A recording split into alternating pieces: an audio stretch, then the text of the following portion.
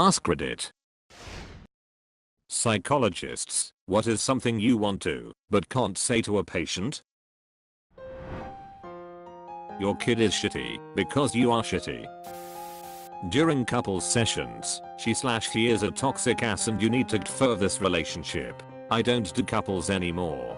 I found it exceedingly difficult for me to not take a side. Edit. During the first session, the couples worked with me to establish a treatment plan, which included specific goals. These typically included things like balancing home responsibilities, improved communication skills, seeking sexual compatibility, etc. I do not recall a time where they included in their treatment plan anything along the lines of figuring out if we should stay together. As such, it was outside my professional scope to advise them to separate. While I still practice, I'll never again work with couples. I once had a guy come in because he was cheating on his wife, but didn't want to leave because of their kids. The guy was adamant that he wanted to have therapy either with his mistress or his wife, and couldn't decide with which one he was going to stay. He decided to bring in the wife, and I had to sit there listening to him deny the cheating and project his guilt into his wife, telling her that she was the one cheating. Obviously I couldn't tell the wife the truth, but if I could I would have told her, he's cheating on you. You're not insane. Get the fuck out. Edit. I told him several times to not bring neither his wife or mistress. He did it anyway, and I had to do the session because he had already paid, and the policy of the place I worked at was that if a patient had paid we couldn't refuse treatment. After that session I referred him to one of my partners. He was able to work through some of the issues as a couple and individually with the guy. He did choose the wife in the end. If you want different outcomes than the ones you're getting, you have to do different things. If you want things to change a little bit, you have to change the way you think and behave a little bit. If you want things to change a lot, you have to change the way you think and behave a lot.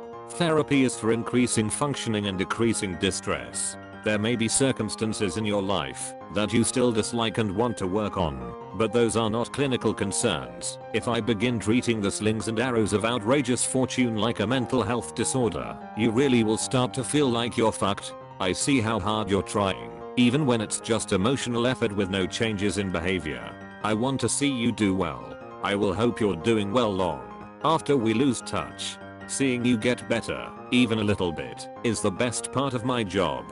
You're doing all the right things, but your parents are vile and incompetent, and having you in therapy with me is not going to change that. If you want to have some of the things your peers have, partners, jobs, in-person friends, educational attainments, outdoor hobbies, etc., there is good chance your 8 to 12 hour daily marathon of gaming is holding you back. It's not the size of the change you make, it's the consistency. If you've identified something as good for you, keep doing it. If you've identified something as bad for you, stop doing it. If it's hard to start and stop things, take it slow, but don't do nothing. It doesn't hurt my feelings if you tell me I got something wrong, don't understand, or aren't helping you the way you'd like. This might be the single most important thing you can tell me for us to develop a treatment plan that really works for you. I've had a couple of thoughts I've hid in my treasure trove of thou shall not say to patients if you don't want to get sued type of list. Good god girl, get a grip. So how does YOLO feel now that you're talking to a therapist? Tramp stamp or not, it's still a fucking tattoo. I charge by the hour, not by the day. We don't accept gruppen. Stop flirting. I'm not that escort you hired in Chelsea. To a lot of parents of my patients, you are the problem, not your kids. Stop trying to live their lives for them. And to the religious one, every teenager wonders about sex, you backwards dumb fuck. No one has corrupted them.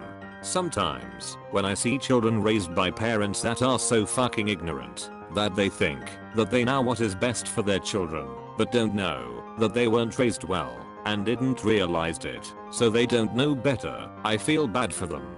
Such a waste of clean minds. And if those children are not smart enough, they will do the same thing to their children, creating an infinite loop.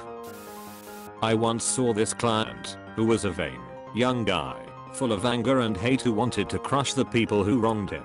He had a curious backstory of being tragically physically underdeveloped and bullied until he underwent some special medical procedures in high school and grew into a taller, physically fit and handsome guy. I told him, "You ever read comic books? Because you remind me a lot of a supervillain." Of course, I went on to explain what I meant by that, and to ensure he was benefiting from looking at his behavior and emotion regulation from a new perspective. I was rather proud of that one, and my supervisor at the time acknowledged that he didn't think he could say something like that. What I didn't tell him, but could have, was that I really didn't care how much puss he crushed that morning before coming to see me, and that we would both probably be better off if he kept that shit to himself. As far as psychotherapy goes, I'm more on the blunt side of things. There's really not much I wouldn't tell the person. You just have to find the right way to make it helpful to their treatment goals and delivered in a way they can digest and understand, hence the therapeutic part. I think I'm talking to the wrong half of your relationship. You're a grown man. Stop making your problems your mother's problems. She's got good intentions, but she's enabling all your worst behaviors and addictions, and you know that you're taking advantage of that. To the mom, there's no medal for loving your son the most. You are an enabler. You acknowledge this, which is a good first step, but if it does not change your behavior towards him, it's meaningless. Stop making excuses for him. Stop letting him take advantage of you. Because if you don't, the rest of your family has stated that they are going to limit contact with you. You're risking relationships with every other person in your life for an exploitative codependent one with your son. The most common. Today I'm in no mood of your evasions and resistances to what we are trying to work with, so stop talking about your damn cats. I care for you, but we are not friends. I'm trying to be as objective as I can, so back off. I don't see the similarities between you and the fictional character you admire. I'm sorry, no one is forced to love you for what you are. We are just exhorted to respect you and recognize your dignity as a human being. So stop bugging that woman for not loving you for your fatness, your intellect and your medieval hygiene habits. So settle for the type of woman that likes your type, or change and be the type of man that attracts the type of woman that you have idealized. The insecurities of this man were so huge it was dangerous to say even the first part of this sentence without risking myself of having his mental breakdown in front of me. I'm a clinical psychologist, but since 2014 gave up on giving therapy and entered to the human resources stuff. You need to break up with him for the sake of your sanity. I have a very strong ethic in regards to telling the patient what to do. I'll do it when their life is at stake, but they have the right to make horrible decisions, and I'm not taking advantage of their vulnerable states to stop them. Been in the mental health industry for over 5 years now, not a licensed psychologist but a counselor. Wow, you're a sociopath. You know you're a sociopath, right? Me, wishing I could say this too.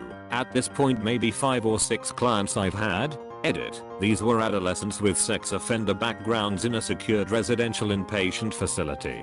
They had no real choice but to be in treatment. Anything that makes a person feel weaker than they are is something you should never say to a patient, no matter how bad you might want to. As people, we are our own biggest obstacles. As a healer, the goal is to help and do good, never to do harm in any way such like this. It goes against my code. Shut up. I'm a psychologist. I do have some thoughts in mind. I don't want to say them back quote cause at the end. These are just spontaneous thoughts that rapidly come and go, but they do have the possibility of strongly impacting someone's life. Not a licensed psychologist, but I've got a BSc and Master of Science in Psych and have done lots of work in psych hospitals and as a coach to adolescents. 1. You don't have an anxiety disorder, you're just anxious. It's normal. It's okay to be anxious. By claiming it's a disorder you're seeking to wash your hands of responsibility. 2. You don't have depression, you're just desperate. It's normal. It's okay to be depressed. By claiming it's a disorder you're seeking to wash your hands of responsibility. 3. You're not autistic, you're just socially awkward. 4. By embracing labels you're not empowering yourself, you're giving yourself an out when the going gets tough. To insert disorder, to be held to these expectations isn't helping you. 5. Stay off Tumblr, it's a bucket of crabs. 6. Use the minimum needed dose of meds. Meds should be used as a helping hand to get you to a place where you can practice techniques and CBT to live with a minimum dose. You'll baseline if you just stay on your meds forever and they won't work as effectively. No, it wasn't your Reiki sessions that helped you, dear. It was coming here once a week for months. But yeah, let me just smile and say, how good is that Reiki for you?